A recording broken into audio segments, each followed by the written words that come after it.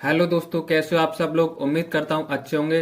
दोस्तों, आज की वीडियो में एक और नई भर्ती लेकर आया हूँ जो कि बिहार पुलिस की तरफ से आई हुई है। जो पद रहेगा वो सब इंस्पेक्टर प्रोहिबिशन का पद रहेगा।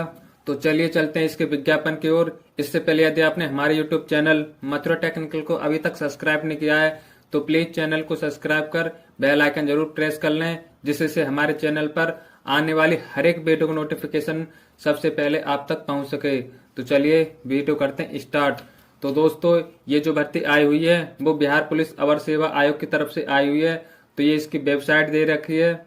मद्य निषेध उत्पाद एवं निबंध विभाग बिहार सरकार में अवर निरीक्षक मद्य निषेध यानी सब इंस्पेक्टर प्रोहिबिशन के रिक्त पदों पर प्रतियोगिता परीक्षा के आधार पर सीधी नियुक्ति हेतु विज्ञापन। ऑनलाइन आवेदन पत्र प्राप्ति की अंतिम तिथि 27/3/2025 रहेगी, यानी 27 मार्च 2025 तक ये ऑनलाइन आवेदन होंगे। ये इसकी विज्ञापन संख्या दे रखी है। मद्य निषेध उत्पाद एवं निबंध विभाग बिहार सरकार में अवर निरीक्षक मद्य निषेध पद पर रिक्तियों की संख्या निम्नवत है। तो जो पद का नाम रहेगा वो अवर निरीक्षक मद्य निषेध का पद रहेगा, यानी सब इंस्पेक्टर प्रोहिबिशन का पद रहेगा। वेतनमान लेवल 6 और रिक्तियों की संख्या यानी जो टोटल पोस्ट पर ये भर्ती आई हुई है वो 28 पदों पर ये भर्ती आई हुई है। यानी सब इंस्पेक्टर प्रोविजन की जो पोस्ट पर जो वैकेंसी आई हुई है वो 28 वैकेंसी आई हुई है। उपरोक्त पद पर नियुक्ति हेतु प्रतियोगिता परीक्षा आयोजित की जाएगी। इसके लिए विज्ञापन संख्या दे रहा है कि यहाँ जारी किया जा रहा है। ऑनलाइन आवेदन पत्र भरने की प्रक्रिया 27/2/2025 से प्रारंभ होगी, यानी 27 फरवरी 2025 से ये ऑनलाइन आवेदन होना स्टार्ट हो चुके हैं। उक्त पद पर चयन के लिए बिहार पुलिस अवर सेवा आयोग द्वारा अभ्यर्थियों से ऑनलाइन आवेदन पत्र प्राप्त किया जाएगा। एक अभ्यर्थी द्वारा मात्र एक ही ऑनलाइन आवेदन पत्र भरा जा सकता है। बात करते हैं ऑनलाइन के लिए पात्रता यानी एलिजिबिलिटी जो रहेगी, तो भारतीय नागरिक इंडियन होना अनिवार्य है। पुरुष एवं महिला आवेदन कर सकती हैं, यानी भारत का नागरिक हो और पुरुष और महिला दोनों ही आवेदन कर सकते हैं। बात करते हैं शैक्षिक योग्यता की, तो दिनांक 1/8/2024 तक किसी मान्यता प्राप्त विश्वविद्यालय से स्नातक परीक्षा या राज्य सरकार द्वारा मान्यता प्राप्त उसके समकक्ष परीक्षा उत्तीर्ण होना अनिवार्य है, यानी ग्रेजुएशन कंप्लीट होनी चाहिए। बात करते हैं उम्र सीमा की गणना, तो उम्र सीमा की जो गणना रहेगी वो दिनांक 1/8/2024 के आधार पर की जाएगी। अभ्यर्थियों की उम्र दिनांक 1/8/2024 को मैट्रिक अथवा समकक्ष प्रमाण पत्र के अनुसार निम्नवत होगी। अनारक्षित सामान्य कोटि के पुरुषों के लिए न्यूनतम उम्र 20 वर्ष और अधिकतम उम्र 37 वर्ष तथा महिलाओं के लिए न्यूनतम उम्र 20 वर्ष और अधिकतम उम्र 40 वर्ष। पिछड़ा वर्ग एवं अत्यंत पिछड़ा वर्ग के पुरुषों एवं महिलाओं के लिए न्यूनतम उम्र 20 वर्ष और अधिकतम उम्र 40 वर्ष। अनुसूचित जाति अनुसूचित जनजाति के पुरुषों एवं महिलाओं के लिए न्यूनतम उम्र 20 वर्ष और अधिकतम उम्र 42 वर्ष रहेगी। बात करते हैं अभ्यर्थियों के शारीरिक मापदंड की, तो ऊंचाई, सीना और वजन के लिए कोई अंग देय नहीं होगा, परंतु योग्यता पूरी नहीं करने वाले अभ्यर्थी असफल घोषित किए जाएंगे। तो बात करते हैं ऊंचाई की, तो अनारक्षित सामान्य वर्ग के पिछड़ वर्ग के पुरुषों के लिए न्यूनतम 165 सेंटीमीटर हाइट होनी चाहिए यानी ऊंचाई होनी चाहिए। वहीं अत्यंत पिछड़ वर्ग के पुरुषों के लिए न्यूनतम 160 सेंटीमीटर हाइट होनी चाहिए यानी ऊंचाई होनी चाहिए।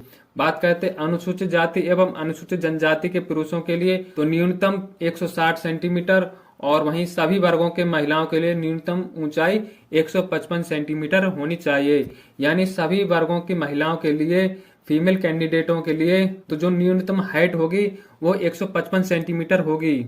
तो बात करते हैं सीना की, जो कि सिर्फ और सिर्फ पुरुषों के लिए अनारक्षित सामान्य वर्ग, पिछड़ा वर्ग एवं अत्यंत पिछड़ा वर्ग के पुरुषों के लिए तो बिना फुलाए 81 सेंटीमीटर न्यूनतम और फुलाकर 86 सेंटीमीटर न्यूनतम, यानी फुलाने के बाद सीना में कम से कम 5 सेंटीमीटर का अंतर होना अनिवार्य होगा।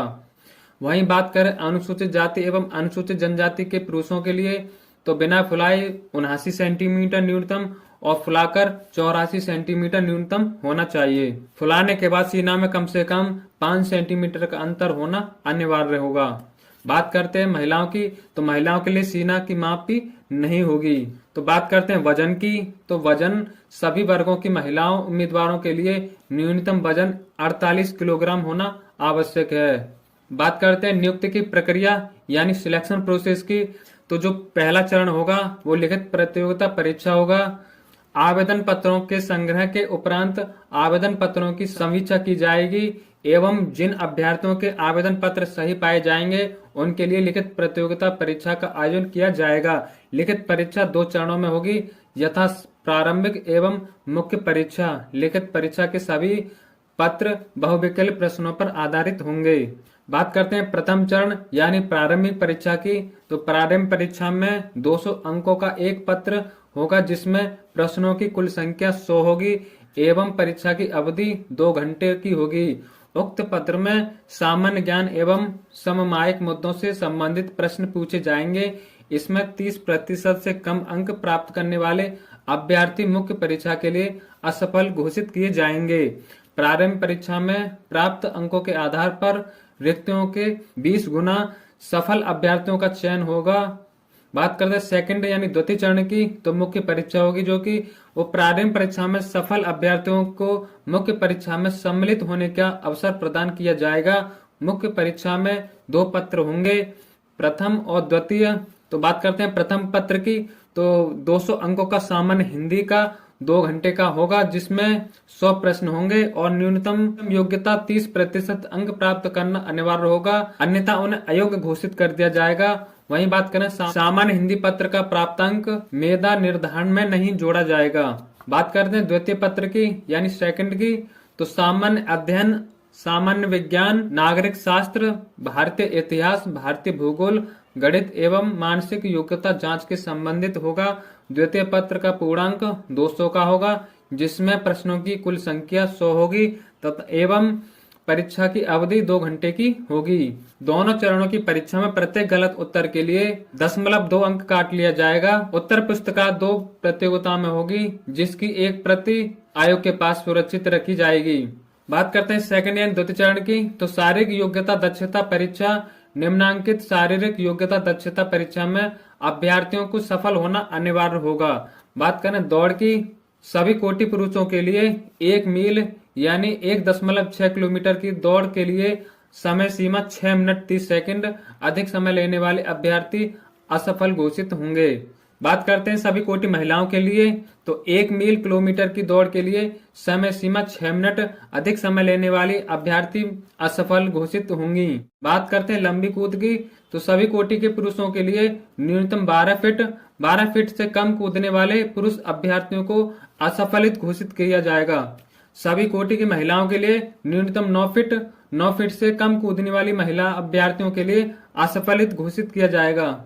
बात करते हैं गोला फेंक की। तो सभी कोटि के पुरुषों के लिए 16 पाउंड का गोला न्यूनतम 16 फीट फेंकना होगा। 16 फीट से कम फेंकने वाले पुरुष अभ्यर्थियों को असफलित घोषित किया जाएगा। बात करते हैं महिलाओं के लिए। तो 12 पाउंड का गोला न्यूनतम जो कि 10 फीट तक फेंकना होगा। तो 10 फीट से कम फेंकने वाली महिला अभ्यर्थियों को असफलित घोषित किया जाएगा। बात करते हैं रिक्ति की यानी वैकेंसीज की।